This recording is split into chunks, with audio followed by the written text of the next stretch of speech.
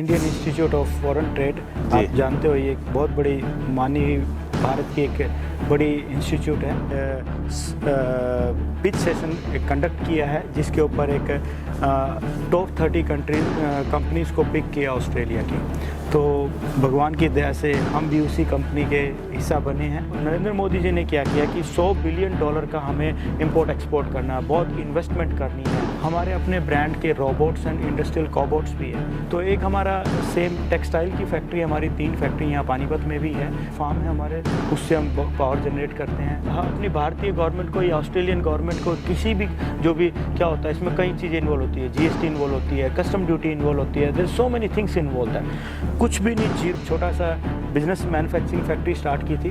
आज तानसू ग्रुप की 6 वर्टिकल्स है और वो ऑस्ट्रेलिया में है, जापान में है, चाइना में है और अब हम इंडिया में भी आके जो हमारी वेल्डिंग मशीन्स हैं, ये सभी मशीन्स बनाते हैं हम लोग और वर्ल्ड वाइड हम लोग उसको इंस्टॉल और सेल करते हैं। नमस्कार, मेरा नाम है सतसिंह। द हरियाणा टॉक्स में आपका स्वागत है। आज हम अभी हैं IIFT न्यू दिल्ली में और यहाँ एक इंडिया और ऑस्ट्रेलिया का 100 बिलियन का एक पार्टनरशिप प्रोग्राम हुआ है।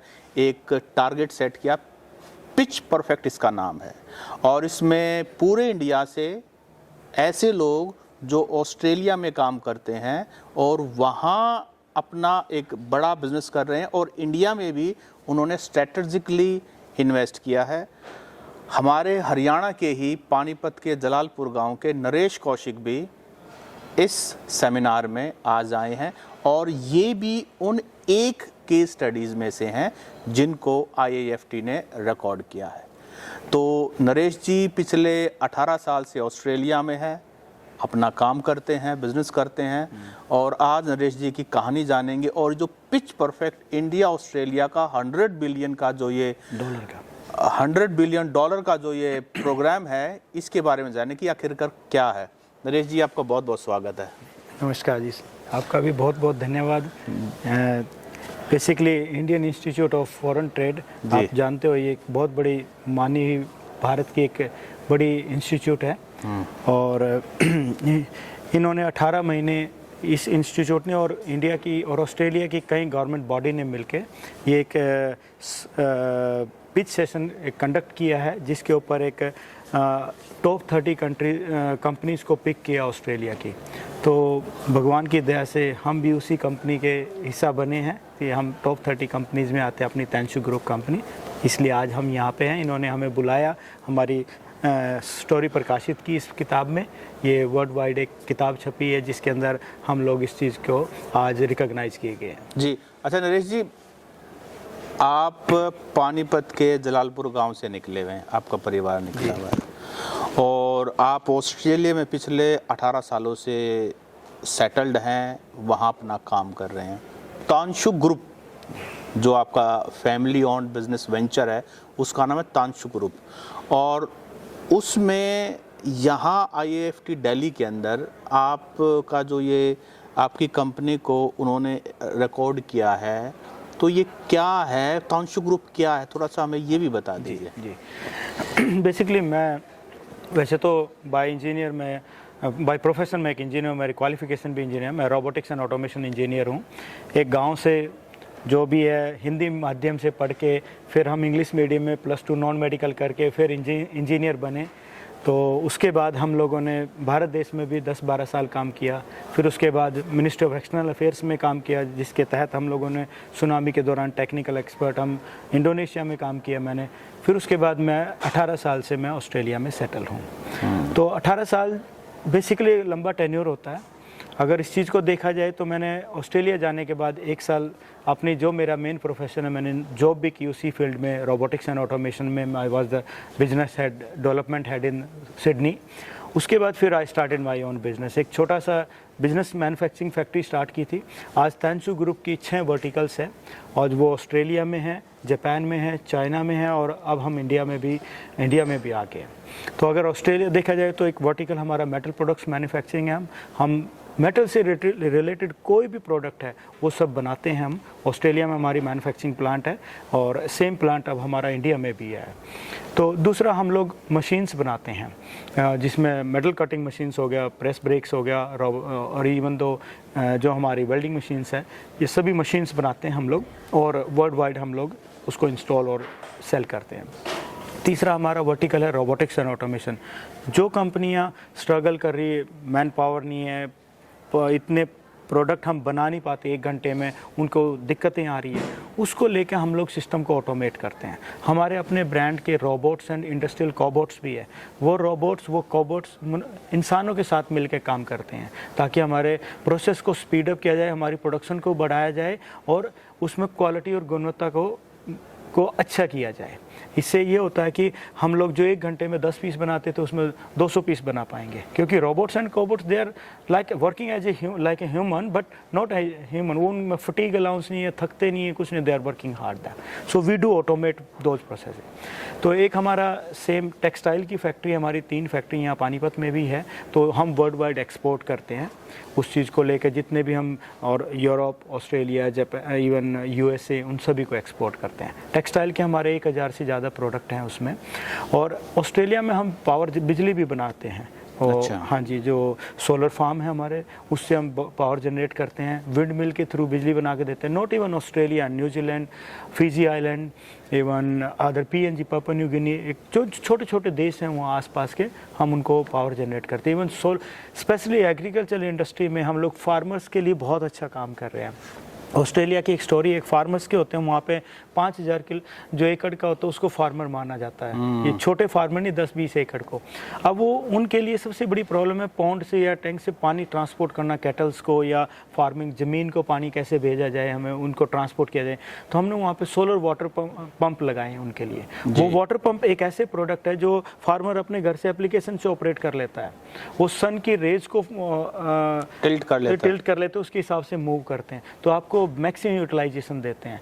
जो चीज़ जिस काम के लिए 10 लोग चाहिए, वो गाड़ी ड्राइव करके मान लो एक खेत से दूसरे खेत जाने के लिए उसको 10 किलोमीटर का 8 किलोमीटर का एरिया तय करना पड़ता था, वो वहीं से अपने मोबाइल से ऑपरेट कर देता कि इतने घंटे मैंने वो ट्यूबवेल चला दिया है। तो that's what we are doing there. Naresh ji, आपने बताया कि आप 18 सालों से ऑस्ट्रेलिया के अंदर हैं, तो ये मानिए कि आप 2007-8 के अंदर आप ऑस्ट्रेलिया गए थे। उस समय रिसेशन का पीरियड था, मुझे अभी याद है, और ऐसा कहा जा रहा था कि बिजनेस ख़त्म हो जाएगा, नौकरियां चली जाएंगी, बड़ा डिप्रेशन था। आपने उस क्राइसिस को अपॉर्चुनिटी में बदला इन 18 सालों में। देखो क्या होता है, प्रॉब्लम, आदमी कहते हैं प्रॉब्लम है, जैसे क्राइसिस आ गया, ये आ गया, मैं उसको प्रॉब्लम नहीं मानता हूँ। मैं उसको है ना, बेसिकली अगर उसको कहा जाए तो वो एक सिचुएशन है हमारे लिए। और जब कोई सिचुएशन होती है तो उसको हमने अपॉर्चुनिटी में कन्वर्ट करना चाहिए। डेली एक प्रॉब्लम ले लो, डेली एक सिचुएशन ले लो, 365 दिन में 365 अपॉर्चुनिटी कन्वर्ट हो सकती है। मैंने भी एक सिचुएशन देखी है, उसमें से अपॉर्चुनिटी बनाई और आज यहाँ बैठा हूँ। बस मैं यही जवाब दूंगा। अच्छा, ये IAFT ने 30 ऐसी केस स्टडीज ली हैं जिसमें से तानशो ग्रुप भी है। तो ये केस स्टडी के पीछे कौन कौन ऑर्गेनाइजेशंस हैं? क्या इसका विजन है, क्या ऑब्जेक्टिव है, और आज दिल्ली में क्यों इकट्ठा हुए हैं? देखो ऑस्ट्रेलिया की बहुत सारी गवर्नमेंट बॉडी है, ऑस्ट्रेड है, even Australia India business council है, न्यूलैंड ग्रुप है, जिन्होंने ये केस स्टडी तैयार की है। और उन्होंने मिलकर यहाँ कोलैबोरेटिव अप्रोच के साथ इंडिया में Indian institute of foreign trade, जो भारत की एक बहुत बड़ी इंस्टीट्यूट है, और इसके अलावा और भी कई काफ़ी इंस्टीट्यूट है, मैं अभी उनको नाम पूरा नहीं है, तो उन सभी ने 18 महीने की रिसर्च किया, सभी ने बैठ के इंडिया ऑस्ट्रेलिया में, और ऑस्ट्रेलिया की टॉप 30 कंपनियों को उनके सिस्टम के तहत उनको पिक किया कि कौन अच्छी कंपनी, किसने भारतीय मूल के या दूसरे मूल के, उन्होंने कैसे हमें वहाँ पे ऑस्ट्रेलिया में आज अच्छे कर रहे हैं। इट्स नॉट ऑल अबाउट हम भारतीय मूल, इवन दो डिफरेंट नेशन के लोग भी इसमें टॉप 30 कंट्रीज में। तो वही स्टोरी को इन्होंने रिसर्च करने के बाद आज इस दिल्ली के अंदर Indian institute of foreign trade ने अपने प्लेटफॉर्म पे इसको लॉन्च किया है, इसको प्रकाशित किया कि हाँ, ये एक बेस्ट कंपनीज हैं जो आज they are doing best in Australia and India as well. ये $100 बिलियन का क्या, ये भी समझाइए हमें। देखो, हमारा भारत और ऑस्ट्रेलिया के ना बहुत अच्छे संबंध है, खासकर प्राइम मिनिस्टर नरेंद्र मोदी ने और ऑस्ट्रेलिया के प्राइम मिनिस्टर ने और इवन सभी ने, इन्होंने मिलकर पहले भी, ये काफ़ी टाइम पहले ही स्टार्ट हो गया था, अब तो इस चीज़ को और आगे इम्प्लीमेंटेशन स्टेज में है। तो उन्होंने क्या किया है कि दोनों देशों के एक स्मूथ इंपोर्ट एक्सपोर्ट हो दोनों देशों में, क्योंकि हमारी जो जलवायु से लेकर बहुत सारी भौगोलिक स्थिति भी बहुत मैच करती है, क्योंकि हमारा भारतीय सी मैच करता है अपने इसके साथ, और वो एक ऐसी धरती है जिसमें बहुत सारी अपॉर्चुनिटी है। तो नरेंद्र मोदी जी ने क्या किया कि $100 बिलियन का हमें इंपोर्ट एक्सपोर्ट करना, बहुत इन्वेस्टमेंट करनी है। It is a hell lot of money. It's करोड़ों कई हजार करोड़ रुपए, कई हजारों लाखों करोड़ रुपया। It's I have to convert into billions. Even $1 million is a big amount of thing. It's $100 billion, which is a good. So people are investing from Australia to India and from India to Australia as well. Even उसी के तहत हम लोगों ने भी आज almost $20 million अभी invest किया है। तो हम लोगों ने इवन 4 नए ऑफिसेज और खोले हैं, दिल्ली, मुंबई, चेन्नई में और एक कुवैत में, जो हमारी अपनी फ्रेट फॉरवर्डिंग और सप्लाई चेन मैनेजमेंट कंपनी है। 2 फैक्ट्री और डाल रहे हैं हम लोग यहाँ पे, ऑटोमेशंस के लेके और मशीनरी को लेके। इवन तो अब हम स्ट्रक्चर स्टील के बीम बनाएंगे यहाँ पे, जो बड़े बड़े बीम्स होते हैं, टावर्स बनाएंगे, वो हमारे प्लान्स हैं। I was just listening to Mister Phillips Green who is Australia's high commissioner to UK, और उन्होंने एक बात कही कि इंडिया से जो भी एक्सपोर्ट होगा ऑस्ट्रेलिया के अंदर, it will be tariff free. मतलब ये कैसे एकदम से?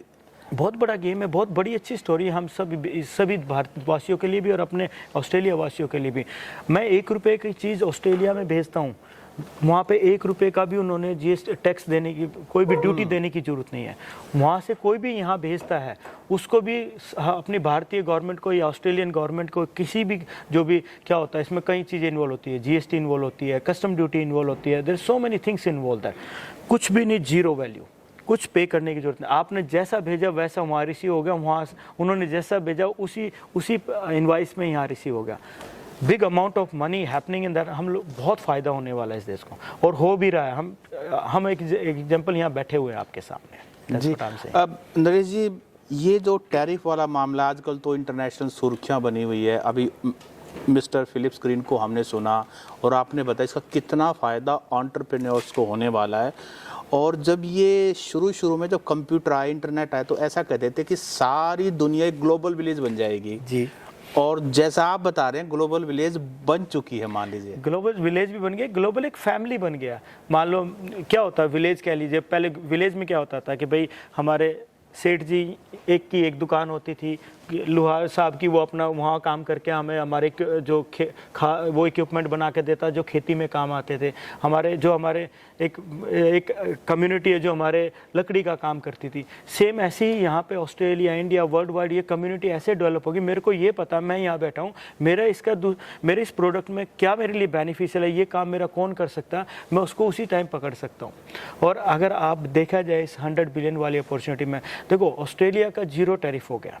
अगर देखा जाए यूएस में अमेरिका ने 50% टैरिफ लगा दिया इंडिया पे। अगर कोई ₹100 का आइटम वहाँ से यूएस से चला इंडिया में, वो 150 का हो जाता है। हो गया ना 150 का, 50 पर उस पर ड्यूटी भी लग गया ना मोटा अगर 50% भी लगाया तो, प्लस उसका ट्रांसपोर्ट हो गया, सी फ्रेट भी हो गया, वो 150 से 200 रुपये में पड़ता है वही पीस।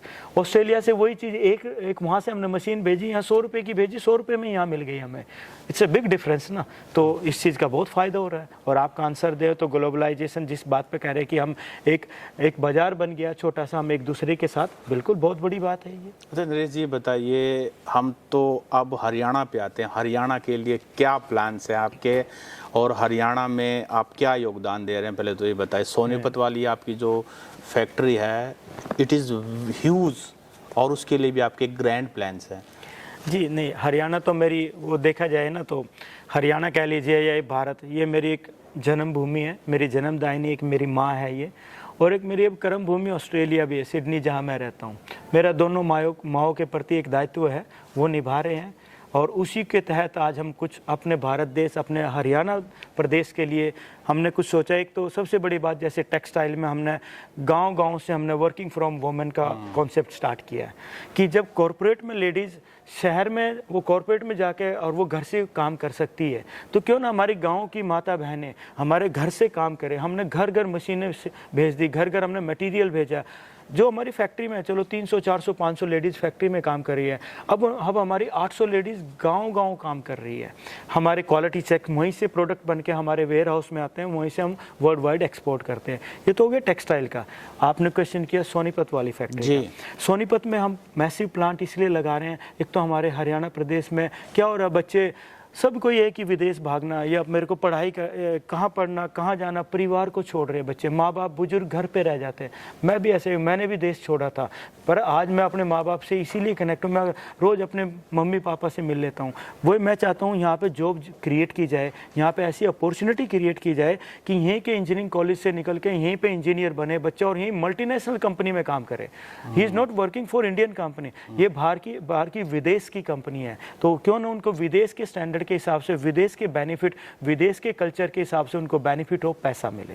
ये मेरा तो योगदान है। Naresh ji, it is you have very grand plans और बहुत ही आप ये मानिए हरियाणा को इसकी ज़रूरत है। नहीं, इसमें मेरे माँ बाप का बहुत योगदान रहा। खास मेरे फादर साहब मेरे बहुत अच्छे स्कूल टीचर भी रहे, गुरु भी रहे। मेरे फादर भी हैं, मेरे दोस्त भी आज स्पिरिचुअल जर्नी में मेरे को बहुत सपोर्ट करते हैं।